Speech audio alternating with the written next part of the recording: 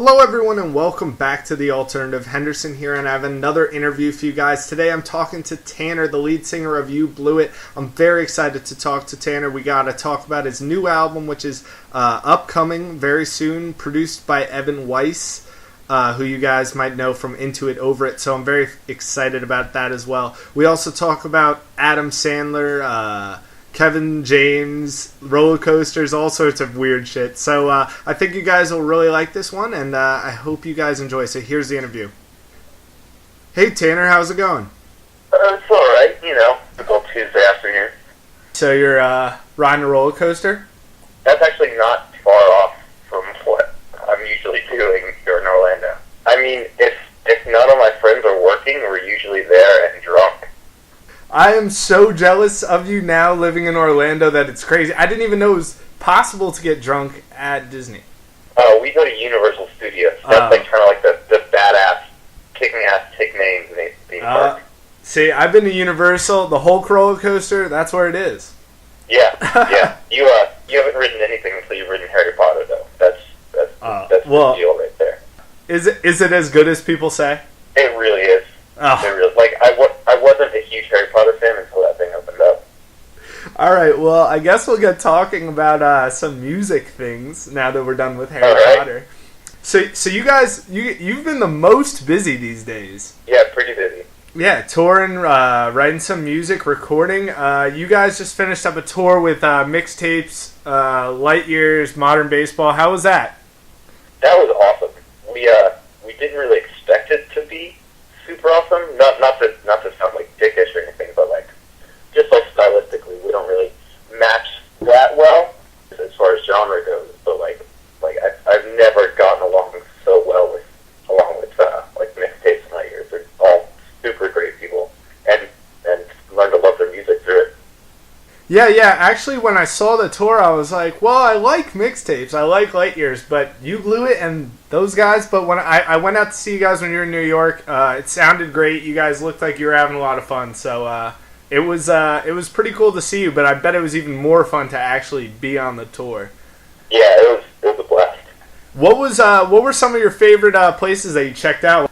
I think as far as best shows period go, I think probably either Boston or Los Angeles. But I think the cities that had the most effect on me and the band, I think, were either Seattle or LA.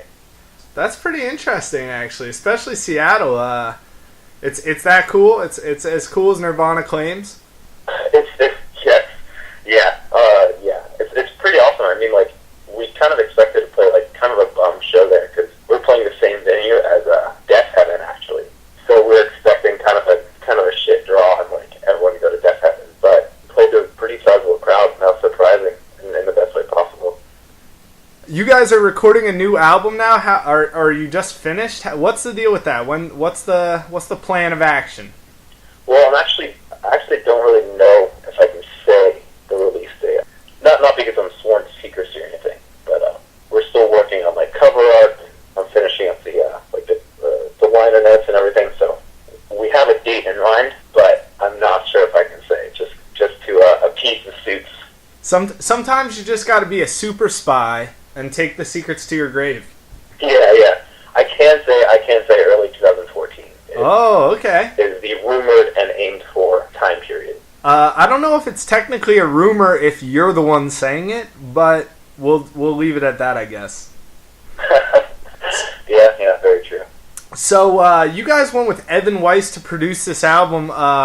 What went into that choice, and do you think he had an effect on the album? He definitely had an effect on the album. From what I understand, it was his first time producing anything. It wasn't his own music, so we got there, and we've known him for a little while, but kind of just as someone more an acquaintance and cool guy that you text every once in a while. But we got there, and he was kind of hesitant about telling us what to do. He kept asking us hey, is it cool if I suggest this change? We're completely open to everything. But he really took that thing under his wing, kind of essentially made anything he could change his own, obviously under our discretion, but it came out. It's probably one of the proudest I've ever been of any kind of release that we are putting out. Wow, yeah, that sounds like a very, very positive influence. Definitely real excited to hear what you guys are sounding like. I've seen some interviews where you're talking about having a little bit of a different sound on this album. Is it gonna sound like Grow Up Dude, or what should I expect here? Well, after Grow Up Dude came out, we kind of started listening more to more the sophomore records, I guess, which is more appropriate for us, I guess. I started listening a lot to Jimmy World Futures, Based on a True Story by the Starting Line, and Pollyanna by North Star. And those were the three records that really pounded into my head for the year and a half that was there after Grow Up Dude. And I think the guys kind of did the same thing. So we also started listening to more drum-driven, more rhythmic, more heavy rock records. And I think it had a huge effect on this new LP. That's something that I think it will come out sounding like.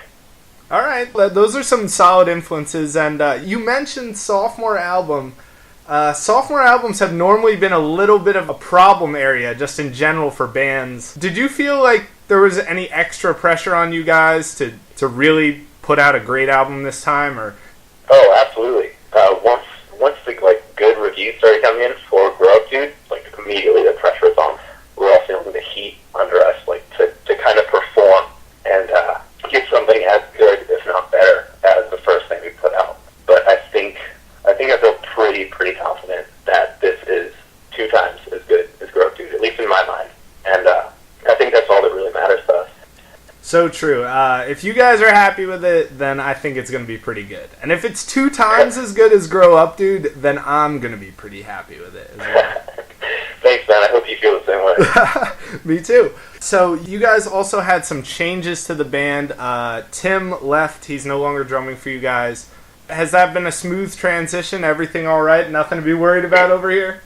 Yeah, we've known about it for a little while. Tim kind of reached that point in his life where he wanted to kind of grow up and get a salary job and be able to afford things and be comfortable and not have to work in retail and be worried about your job security. So he got a job teaching about a year ago. So he was like, hey, I got this cool job. I'm probably gonna have to take a step back. So when we started taking out and started broadening our horizons per se, and he just couldn't really do it, and that was it. So we're still friends. He still lives across the street. I'm probably going to go watch Breaking Bad with him next weekend. So, yeah, no hard feelings at all. It's just he couldn't and we could. So that's pretty much it. Totally understand, man. Working in music, very, very much a struggle. I'm trying to do it myself a little bit, and it's you turn down a lot of things that are kind of important, it turns out. Yeah, it kind of sucks, doesn't it? But, so I'm glad that you guys are still close, and Breaking Bad is coming to its conclusion. I'm trying to catch up. I'm half a season behind, so it's a race against time. Dude, you better get there, because these new episodes have been, stellar. I know, everyone's telling me, and I'm like, no, don't speak to me ever again. I'm trying not to learn the secrets. Tim actually spoiled the ending of season 4 for me, so that's kind of a rough spot on a relationship. Yeah, and look what happened to him then.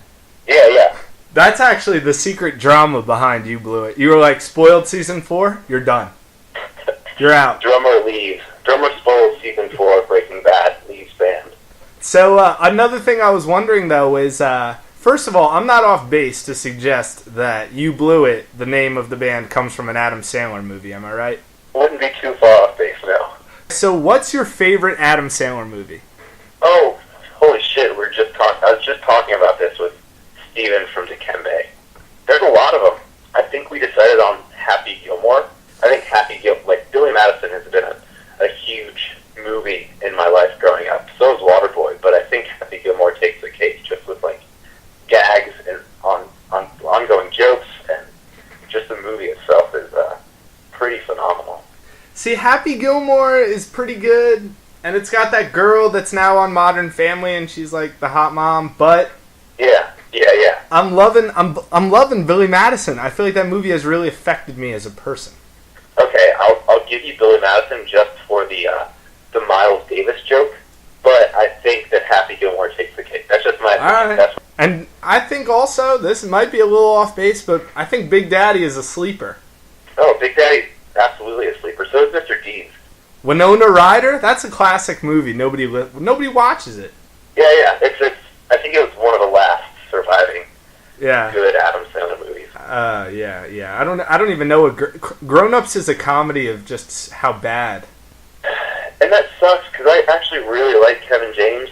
I love Kevin James too, man. King of Queens was my show. That show is perfect. See, it's on one day at like 5 o'clock, and you're like, oh, whether I'll just watch King of Queens, and then you find yourself watching the entire daily marathon. It's a pretty great show. Oh, classic. I'm glad that you have an appreciation for these lost relics of 90s sitcoms. Oh, absolutely. So so what can we expect after this album release from you guys and You Blew It? You guys are playing Fest, right? Yeah. We actually just got the schedule. Pretty stoked on it. Like, I was dancing around in my kitchen, and like, I sent the salsa dancing emoji to all my friends with a screenshot of our schedule slot.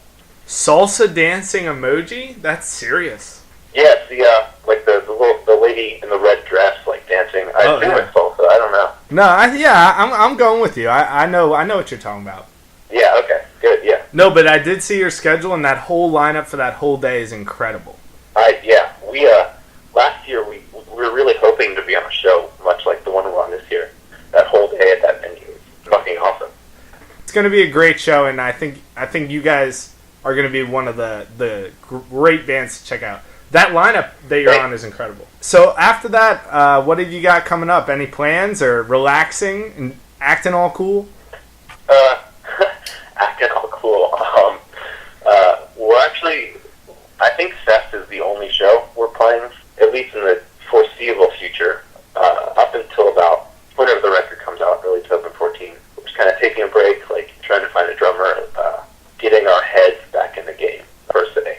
Also making money, because I spent way too much money on this last tour. Way too much money on like dumb little trinkets. I'm getting off topic. Yeah, we're just taking a little break up until at least 2014. All right, dude. So I think that's all the questions I've got for you. But always great talking to you, and I look forward to seeing you next time you guys are out in my area. Yeah, you too, man.